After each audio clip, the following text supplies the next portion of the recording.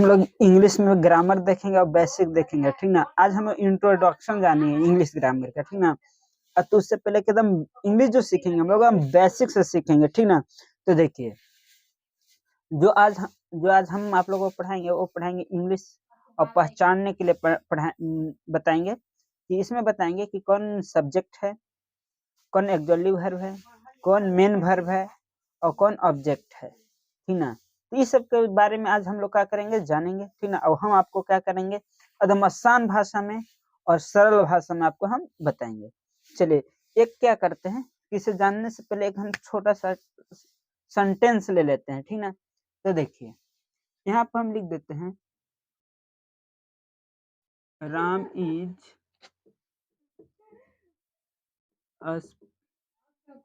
Speaking English. देखिए, यहाँ पे एक हम छोटा सेंटेंस लिए हैं जिसका जो लिखे हैं, राम इज स्पीकिंग इंग्लिश, यानी कि राम जो है वो अंग्रेजी बोल रहा है, ठीक ना। क्या बोल रहा है, अंग्रेजी बोल रहा है, ठीक ना। तो ध्यान से देखिए, हम इसमें अगर हमको कोई बोल दे कि बताइए इसमें कौन सब्जेक्ट है, कौन एक्सक्लूसिव वर्ब है, कौन मेन वर्ब है, कौन ऑब्जेक्ट है, और कब इसको हम क्या कहेंगे, सेंटेंस कहेंगे। तो चलिए यहाँ, तो देखिए इसका अगर हम काउंटिंग कर लें तो मान लेते हैं कि नंबर 1 ये हो गया, 2 ये हो गया, 3 अब ये हो गया 4। अब पूरा मिला देना, पूरा इसको अगर मिला दें तो मान लेते हैं कि 5, ठीक ना। इसको हम कितने भाग में डिवाइड किए हैं, 5 भाग में डिवाइड किए हैं, ठीक ना।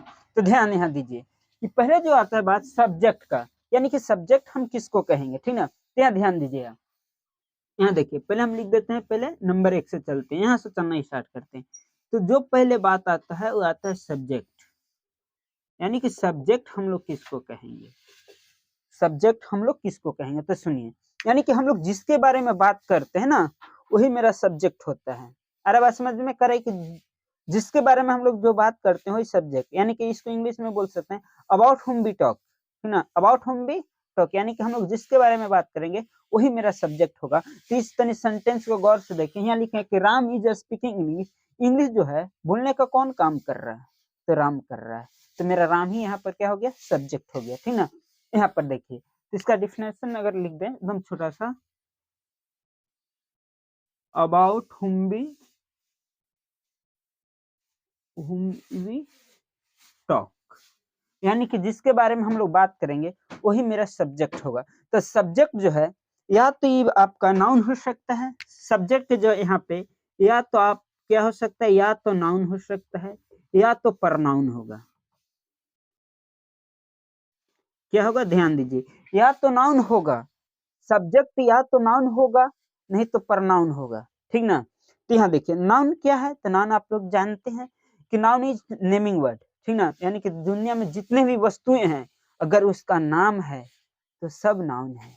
चलिए यहाँ देखिए, तो नाउन जो है, नाउन में क्या होना चाहिए, या तो यह सिंगुलर नंबर होना चाहिए नहीं तो प्लूरल होना चाहिए, ठीक ना। जैसे बात करें, एक एग्जाम्पल लेते हैं, मान लेते हैं कि पेन है, सिंगुलर है, अगर इसमें एस लगा दें तो प्लूरल हो गया, ठीक ना। इसी तरह से अगर बात करें कि अगर हम लिख ले बुक, अब इसका प्लूरल करें तो हो जाएगा बुक्स, ठीक ना। तो यहाँ देखिए सिंगुलर हो गया, प्लूरल हो गया। तो जो सब्जेक्ट है, तो पहले नाउन देखते हैं कि सब्जेक्ट की जगह पे या तो नाउन होगा नहीं तो परनाउन। तो नाउन होने के लिए या तो सिंगुलर नंबर होना चाहे होगा नहीं तो प्लूरल होगा, यही दो होगा ना। अच्छा, यहाँ देखिए परनाउन, जैसे हम बात करें ही, नाउन के बदले जो भी आएगा वो परनाउन हो जाएगा, यानी कि नाउन के पहले पे यानी कि स्थान पे अगर नाउन नहीं है और किसी को इंडिकेट हम कर रहे हैं, ठीक ना, जिससे वह खा रहा है, वह अंग्रेजी बोल रहा है, तो वह क्या, वह इस जो है इसे परनाउन हो गया, ठीक ना। यहाँ देखिए ही, सी, इट, यू, वी, दे, आई भी लिख सकते हैं, ठीक ना, ईटीसी, ये सब आपका क्या हो जाएगा, परनाउन हो जाएगा। क्या हो जाएगा, परनाउन हो जाएगा। कहे कि आई किसी का नाम नहीं होता है, होता है, अगर नाम रहा तो नाउन, नाउन अगर नाम नहीं है तो परनाउन, ठीक। यहाँ तक कोई दिक्कत, चलिए आगे चलते हैं। तब बात करते हैं सब्जेक्ट। पहचान लीजिएगा कि अबाउट हुम वी टॉक, हम लोग जिसके बारे में बात करेंगे वही मेरा सब्जेक्ट होगा। तो सब्जेक्ट या तो नाउन हो सकता है, नहीं तो प्रोनाउन हो सकता है। नाउन होगा तो वहां पर हम लोग देखेंगे कि सिंगुलर है या प्लूरल है, ठीक ना। नहीं अगर है नाउन तो फिर देखेंगे कि नाउन का जो स्थान लिया है प्रोनाउन वो हो सकता है, जिससे वह हो सकती है। हम लोग कहते हैं वह घर जा रहा है, तो वह तो नहीं जान रहे को कौन वह जा रहा है, ठीक ना। तो यहाँ देखिए आगे और भी परिणाम आ सकता है, उसका, उसकी, ठीक ना, हम लोगों के, ठीक ना, वे लोग घर जा रहे हैं, तो इस सब का नाम नहीं है, ये हो जाएगा परिणाम, परिणाम हो जाएगा। ठीक, चलिए आगे देखते हैं हम लोग। दूसरा अगर बात करें तो नंबर 2 में ये देखते हैं मेरा, ये मेरा एक्सोर्ली वर्ब है। कौन सा वर्ब है? एक्सोर्ली वर्ब। एक्सोर्ली वर्ब ये क्या होता है जी? तो देखिए ये मदद करता है, हेल्प करता है किसको? मेन वर्ब को टेंस बनाने, टेंस के रूप में क्या करता है? टेंस बनाने के रूप में मदद कर सकता है। तो हम बोल सकते हैं it helps the main verb to from tenses, ठीक ना। It helps the main verb to from tenses. तो यहाँ चलिए लिखते हैं हम इसको, देखते हैं। देखिए एकदम आसान है। It helps, it helps the main verb to from tenses, यानी कि टेंस को बनाने के लिए, ठीक ना, मेन वर्ब कोई मदद करता है। कौन करता है? तो एक्सोर्ली वर्ब, ठीक ना। यानी कि it helps the main verb to from tenses, यानी कि मेन वर्ब को मदद करता है कौन? एक्सोर्ली वर्ब, ठीक ना। अच्छा यहाँ देख लीजिए, आया बात टेंस। तो टेंस में आप लोग देखिए कि आप लोग जानते होंगे कि टेंस जो होता है 3 टाइप के होते हैं, ठीक ना। टेंस जो होते हैं 3 तरह के होते हैं, ठीक ना। चलिए कितना तरह? 3। एक को जो हम लोग बोलते हैं प्रेजेंट, दूसरा को बोलते हैं पास्ट और तीसरा को बोलते हैं फ्यूचर, ठीक ना। यहाँ हम बात करें प्रेजेंट टेंस, दूसरा का बोले तो पास्ट टेंस, तीसरा का है तो फ्यूचर, ठीक ना। कौन टेंस बोलेंगे? तो देख लीजिए, तीसरा कहेंगे क्या कहेंगे? फ्यूचर टेंस कहेंगे, ठीक। तो देखिए ये जो प्रेजेंट है, प्रेजेंट के जगह पर यूज जो होता है, ठीक ना, ये या तो प्रेजेंट अगर होगा तो या तो डू का प्रयोग होगा, नहीं तो डज का होगा, ठीक ना। तो प्रेजेंट या तो क्या होगा? डू डज होगा, नहीं तो या आपका आएगा इज और एम का प्रयोग होगा, या फिर हैज और हैव। अगर इतना का प्रयोग हो रहा है, ठीक ना, तो समझ जाइए कि प्रेजेंट टेंस का है। यहाँ देखिए डू डज है, अगर इसमें आपका डिड लग गया, क्या लग गया? डिड, ठीक ना। अगर इज और एम है, अगर वाज वर लग गया, ठीक। अच्छा नहीं तो अगर हैड लग गया तो ये आपका यूज होगा किसमें? तो पास्ट टेंस में होगा, ठीक ना। अब बात करें फ्यूचर, तो फ्यूचर में या तो शैल आएगा, नहीं तो विल आएगा, ठीक ना। कुछ होगा या तो शैल, नहीं तो विल होगा, तो ठीक। तो आप लोग एक्सोर्ली वर्ब देख लिए, तो याद रखिएगा कि it helps the main verb to from tenses. चलिए आगे चलते हैं। अगर हम बात करते हैं अब थर्ड नंबर का, इसमें, ठीक ना, इसमें चलते हैं, इसको हम क्लियर करते हैं, ठीक ना। चलिए अब देखते हैं नंबर थर्ड में चलते हैं। तो जो थर्ड जो है वो आपका मेन वर्ब है,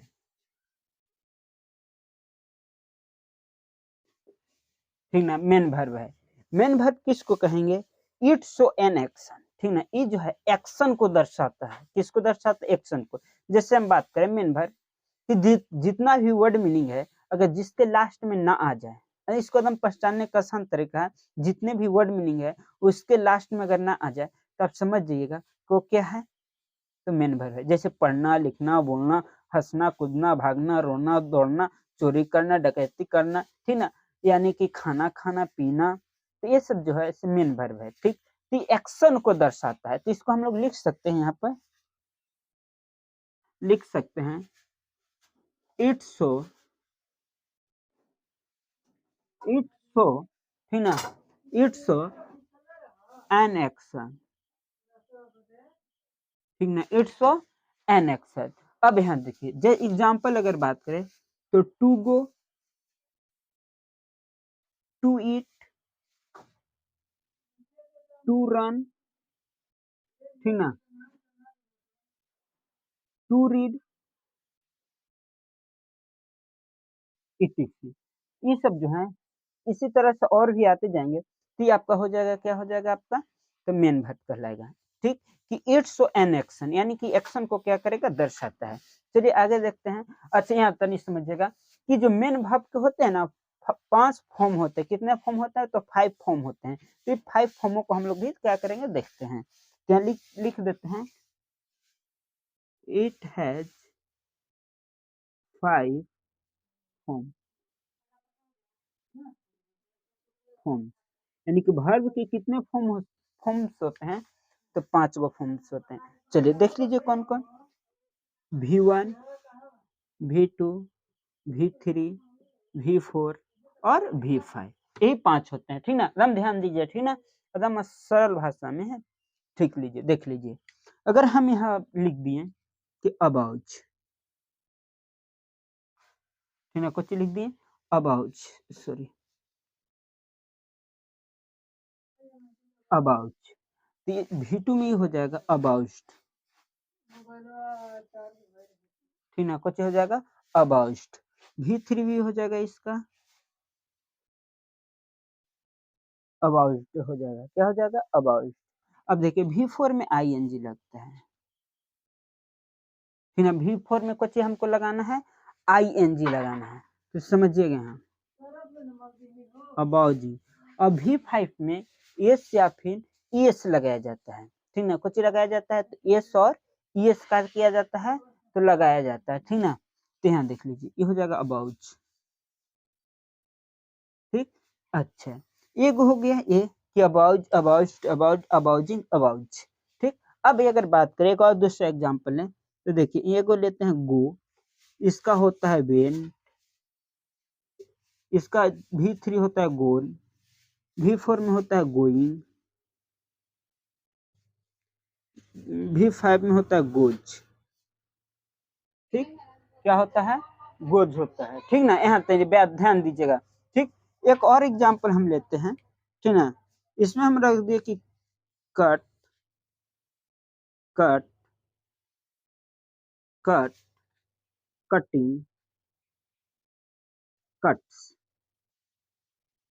तो हम 3 तरह के 3 एग्जांपल लिए हैं और तीनों डिफरेंट है, अलग-अलग है। तो यहाँ सही बात समझिएगा कि जिसमें V2 और V3 रहेगा ना, इसको हम लोग रेगुलर वर्ब बोलते हैं। कौन सा वर्ब बोलते हैं, रेगुलर वर्ब। और जिसमें V2 और V3 दोनों अगर चेंज हैं, ठीक, V2 भी अलग और V3 भी अलग, इसको बोलते हैं इरेगुलर वर्ब बोलते हैं। कौन सा वर्ब बोलते हैं, इरेगुलर वर्ब। और जो नहीं चेंज हो रहा है, V2 और V3 जो है अगर नहीं चेंज हो रहा है, इसको हम लोग क्या बोलेंगे, इसको जो हम लोग बोलते हैं, इसको बोलते हैं सिंपल वर्ब। तो चलिए यहाँ पे थोड़ा सा लिख देते हैं ना, यहाँ देखिए, यानी कि ये सब वर्ब का फॉर्म है, इसको हम लोग 3 तरह से बांट सकते हैं। एगो के लिख सकते हैं रेगुलर, ठीक ना, क्या चीज लिख सकते हैं, रेगुलर वर्ब। दूसरका को जो हम बांट सकते हैं वो इरेगुलर,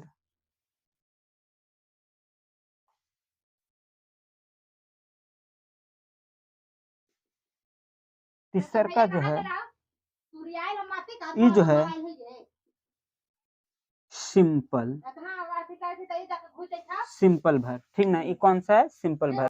यहाँ देखिए ये हो गया रेगुलर, इरेगुलर और सिंपल वर्ब। यहाँ देखिए रेगुलर को पहचानिएगा कैसे, तो देखिए V2 प्लस V3 जिसमें अगर ईडी लगा हुआ रहेगा, कुछ ईडी, तो समझ जाइएगा, यानी कि V2 और V3 में अगर ईडी लगा हुआ रहे तो आपका हो जाएगा रेगुलर वर्ब। इन रेगुलर को देखते हैं, तो हो जाएगा V2 plus V3 minus ED, यानी कि V2 और V3 में ईडी नहीं होगा, दूसरा कुछ हो सकता है, ठीक ना, यानी कि दोनों चेंज होगा, समान नहीं रह सकता है। तो इसको हम लोग बोलेंगे क्या, तो इरेगुलर वर्ब कहेंगे। सिंपल में देखें तो ई जो है कि V2 plus V3 no change, ठीक ना, कुछ ही नो चेंज, यानी कि जिसमें V2 और V3 जो है नो चेंज, यानी कि चेंज नहीं होगा, ठीक। चलिए यहाँ तक हम लोग क्या किए हैं, समझ लिए, ठीक है। अब हम लोग जो बात करेंगे वो बात करेंगे, यानी कि हम लोग देख लेंगे सब्जेक्ट देख लेंगे, ऑक्सिलरी वर्ब देख लेंगे, मेन वर्ब देख लेंगे। अब हम नहीं देखेंगे लास्ट, यानी कि लास्ट में जो होता है वो ऑब्जेक्ट होता है। चलिए उसको देखते हैं ना। तो चलिए अब हम देखते हैं 4। 4 में जो है देख रहे हैं कि 4 नंबर में वो आपका ऑब्जेक्ट हो गया, ठीक ना। तो ऑब्जेक्ट किसको कहेंगे? ये जो है प्रभाव डालता है, ठीक ना। क्या डालता है? प्रभाव डालता है किस पे? तो सब्जेक्ट पे डालता है, ठीक ना। तो हम इसको बोल सकते हैं कि which is affected affected which is affected by the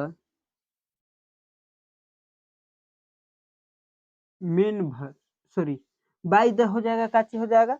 by the हो जाएगा एक्शन,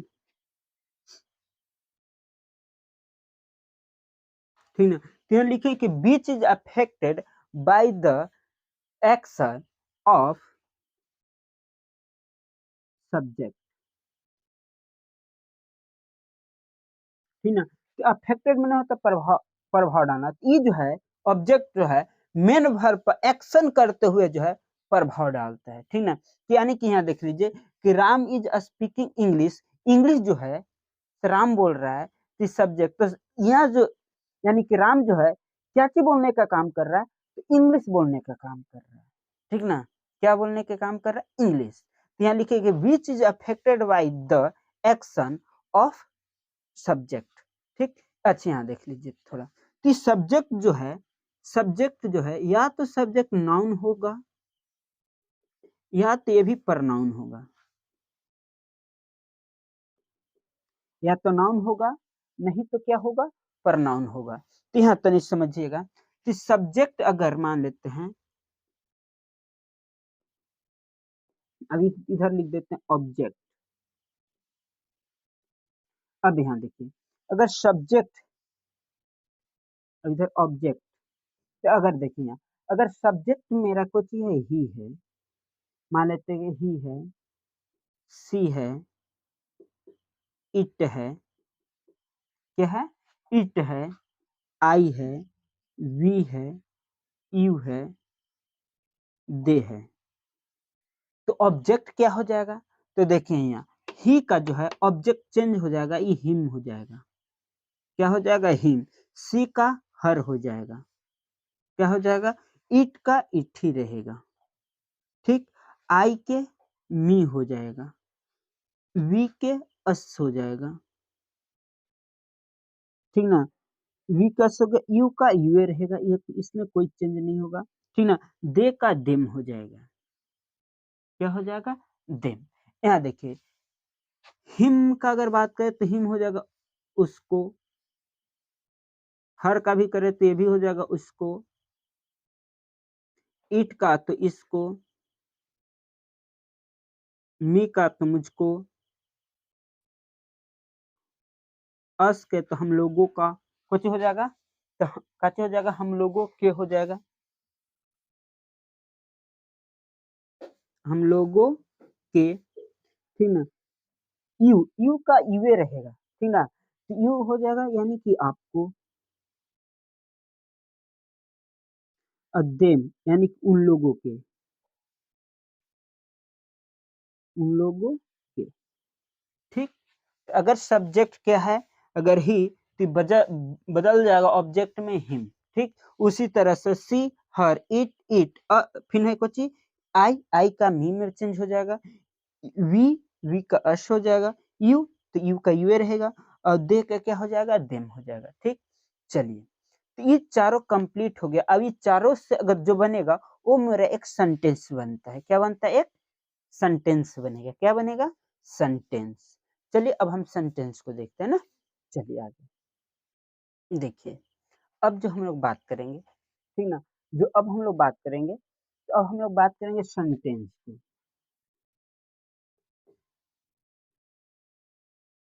किसको बात करेंगे? सेंटेंस की, ठीक ना। तो सेंटेंस क्या होता है? कि कंप्लीट, कंप्लीट सेंस होता है, ठीक ना। हम बोल सकते हैं कि which has a complete sense, ठीक ना। Which, which has a complete sense, which has a complete sense, ठीक ना। यानी कि अगर जब सेंटेंस पूरा हो जाए, सही ढंग से हो जाए, तो मेरा एक क्या बन जाता है, सेंटेंस बन जाता है, ठीक ना। तो यहाँ देखिए, तो सेंटेंस को हम लोग बोल सकते हैं कि which has a complete sense, ठीक। अच्छा, यहाँ देखिए सेंटेंस जो होते हैं, इसको 4 तरह के हैं, हम लोग 4 भाग में इसको डिवाइड करते हैं। एक होता है पॉजिटिव सेंस, पॉजिटिव सेंटेंस, ठीक ना। अगर हम दूसरा की बात करें बी, तो वी हो जाएगा निगेटिव सेंटेंस, ठीक ना। तीसरका की बात करें यानी कि उसका हम बोल देते हैं सी, ये होगा इंट्रोगेटिव,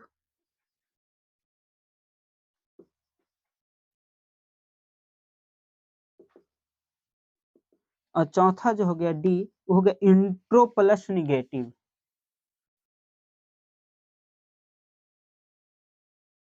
इंट्रो प्लस निगेटिव। दो और होते हैं, बोल सकते हैं क्वेश्चन वर्ड और क्वेश्चन वर्ड प्लस निगेटिव, लेकिन 4 भी मुख्य है। चलिए यहाँ समझिए, तो पॉजिटिव सेंटेंस किसको कहेंगे, तो देखिए यहाँ हो जाएगा कि which has A positive sense,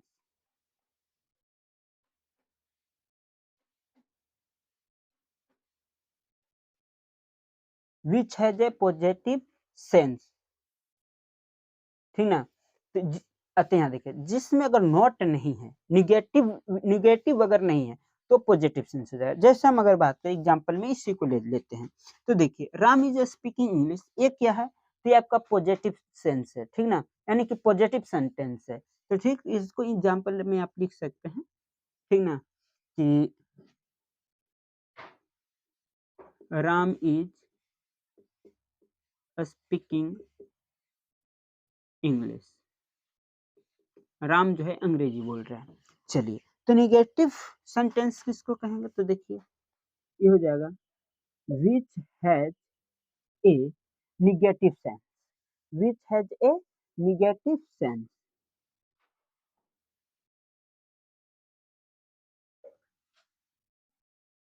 ठीक ना। तो चलिए इसको देख लेते हैं एग्जांपल।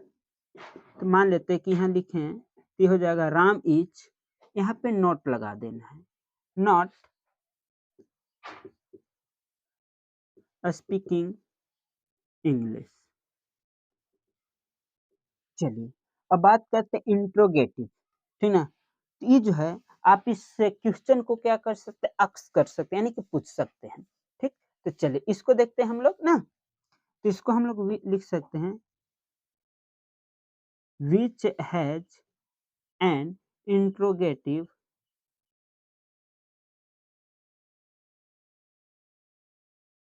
इंट्रोगेटिव सेंस, ठीक। इसको हम लोग क्या करेंगे, इसका एग्जांपल में देखते हैं। इज को बाहर निकाल दीजिए, तो इसका हो जाएगा इज राम स्पीकिंग इंग्लिश, और लास्ट में हम लोग क्वेश्चन मार्क लगा देते हैं, ठीक ना। क्या चीज लगा देते हैं, क्वेश्चन मार्क। तो इसका हो जाएगा, देखिए इसका अगर हिंदी करें, राम अंग्रेजी बोल रहा है, ये हो गया positive sentence. Ram is not speaking English, यानी कि राम जो है अंग्रेजी नहीं बोल रहा है, तो ये हो गया आपको निगेटिव सेंटेंस। इसमें हो जाएगा इज राम स्पीकिंग इंग्लिश, तो ये हो जाएगा क्या राम अंग्रेजी बोल रहा है, ये हो गया इंट्रोगेटिव सेंटेंस। चलिए लास्ट देखते हैं, तो इसका हो जाएगा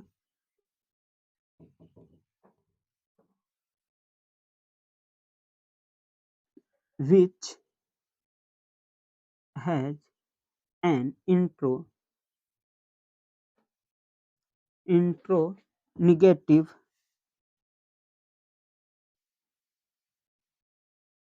sense। ये आपको हो जाएगा इंट्रो प्लस निगेटिव, यहाँ इसको हम लोग लिख सकते हैं is Ram not speaking English, इसका हो जाएगा क्या राम अंग्रेजी नहीं बोल रहा है, ठीक? तो इसमें हम इस वीडियो में आप लोग को बताएँ कि एक सेंटेंस अगर दिया हुआ है, तो उसमें कौन सब्जेक्ट होता है, कौन ऑक्सिलियरी वर्ब होता है ना? और कौन इसमें मेन वर्ब होता है, कौन ऑब्जेक्ट होता है और किसको हम लोग सेंटेंस कहेंगे और इसके बारे में हम लोग क्या किए, जाने। चलिए आगे वीडियो में हम लोग इसी तरह से बेसिक चीज़ों को क्या हम बेसिक से आपको ले चलेंगे और पूरा ग्रामर और पूरा ट्रांसलेशन क्या करेंगे, कंप्लीट करेंगे। ठीक? आप लोग को नोट्स बनाना है, ठीक? और इसको अच्छा से रिवाइज़ करना है। ठीक? इंग्लिश एकदम बहुत आसान है, ठीक ना? और इसको हम आप लोग को एकदम ज़ीरो से बता रहे हैं। ठीक? चलिए।